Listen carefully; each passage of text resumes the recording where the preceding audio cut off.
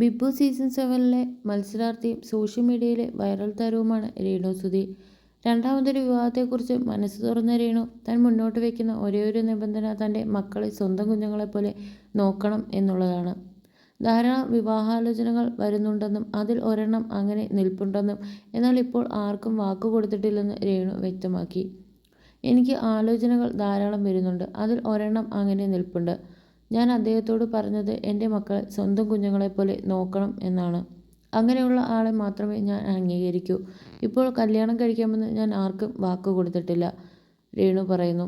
മക്കളുടെ കാര്യത്തിൽ ഒരു വിട്ടുവീഴ്ചയുമില്ല എന്ന് വ്യക്തമാക്കിയ രേണു തന്നെ നോക്കണമെന്ന് താൻ പറഞ്ഞില്ലെന്നും എന്നാൽ തൻ്റെ കുഞ്ഞുങ്ങളെ നോക്കണം, അക്കാര്യം എനിക്ക് ബോധ്യമാകണമെന്നും കൂട്ടിച്ചേർത്തു. നിലവിൽ ആ വ്യക്തിയുമായി ഫ്രണ്ട്ഷിപ്പിൽ മുന്നോട്ടു പോവുകയാണെന്നും രേണു പറഞ്ഞു. ആള് ഇഷ്ടം പറഞ്ഞു, നോക്കാം, ആലോചിക്കാം എന്ന് പറഞ്ഞ് ഒരു സൈഡിലേക്ക് മാറ്റി വെച്ചിരിക്കുകയാണ്. അദ്ദേഹവുമായി ഞാൻ ഫ്രണ്ട്ഷിപ്പിൽ പോകുന്നുണ്ട്. രേണു ഓൺലൈൻ മാധ്യമത്തിന് നൽകിയ അഭിമുഖത്തിൽ ഇത് വ്യക്തമാക്കി. പ്രണയം പെട്ടെന്ന് തോന്നുന്നതാകാം. പക്ഷേ വിവാഹം എന്നത് വളരെ വ്യക്തമായി ആലോചിച്ച് തീരുമാനിക്കേണ്ട കാര്യമാണ്. അതുകൊണ്ടാണ് സാവകാശം വേണമെന്ന് ആവശ്യപ്പെടുന്നതെന്നും രേണു കൂട്ടിച്ചേർത്തു. സുധിച്ചേട്ടൻ എൻ്റെ മനസ്സിൽ എപ്പോഴും ഉണ്ടാകും.